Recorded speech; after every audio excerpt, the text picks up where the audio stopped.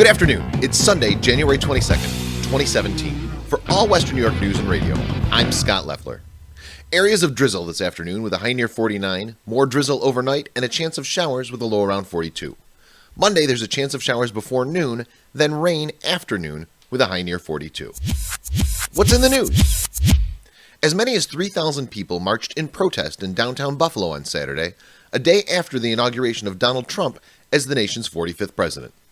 The No Hate, No Mandate March and Rally was held in conjunction with the Women's March in Washington, which saw women from across the country descend on the nation's capital in solidarity for women's rights and in opposition to the Trump-Pence administration. Buffalo police say there were no arrests in the peaceful march. A Sudbury, Ontario couple attempting to cross into the United States via the Rainbow Bridge on Thursday to attend Saturday's Women's March in Washington were detained and questioned for over an hour before being allowed into the U.S. Amber Gazdick told CBC News that they were eventually let in after being told that if they got into any trouble while here, they'd never be allowed back. The Sudbury couple were not the only ones who had trouble gaining entry into the U.S.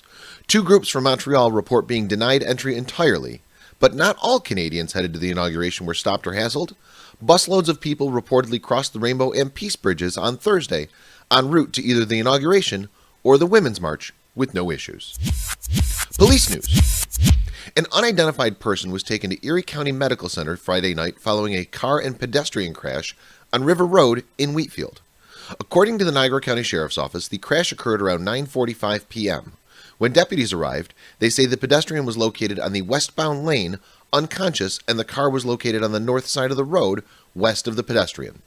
Preliminary investigation shows the westbound car on River Road struck the pedestrian who was in that westbound lane.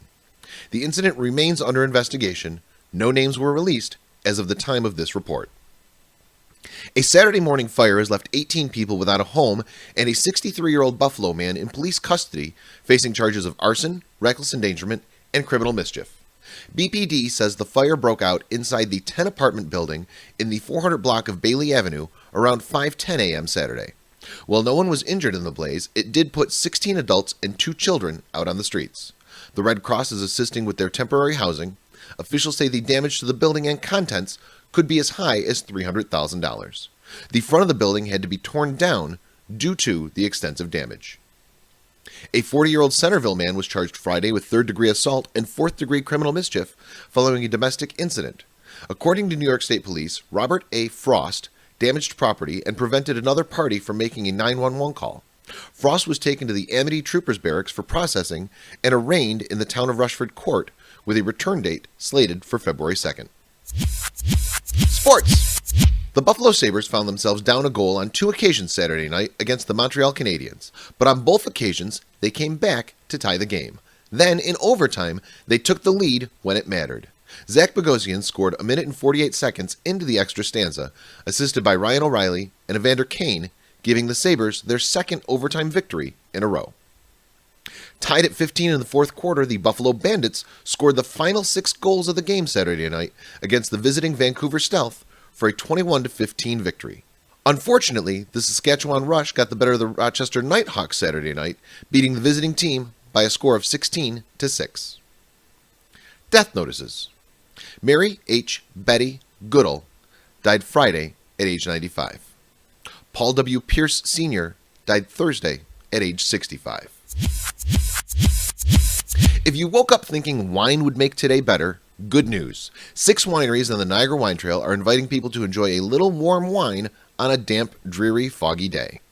Participating wineries include Flight of 5 Winery, Schultz Vineyards and Winery, Victorianburg Wine Estate, Niagara Landing Wine Cellars, Augusta Sun Winery, and Midnight Run Wine Cellars. Get more details at niagarawinetrail.org. With the All Western New York Music Awards in the rear view for a bit, we've turned our attention to non-music awards. Best Pizza. Nominations are on now. Get all the details at allwnyawards.com. We've also introduced our theme for the January photo contest, the weather. Considering we've had all 4 seasons this month, it should be easy to submit a weather photo by January 31st. Details at allwesternnewyorknews.com. Oh, and speaking of January 31st, don't forget that Alter Bridge and Nonpoint are at the Rapids Theater that night, and we have discount tickets at allwesternnewyorkdeals.com. Okay, that's the news for the day. For all Western New York news and radio, I'm Scott Leffler. Have a great day.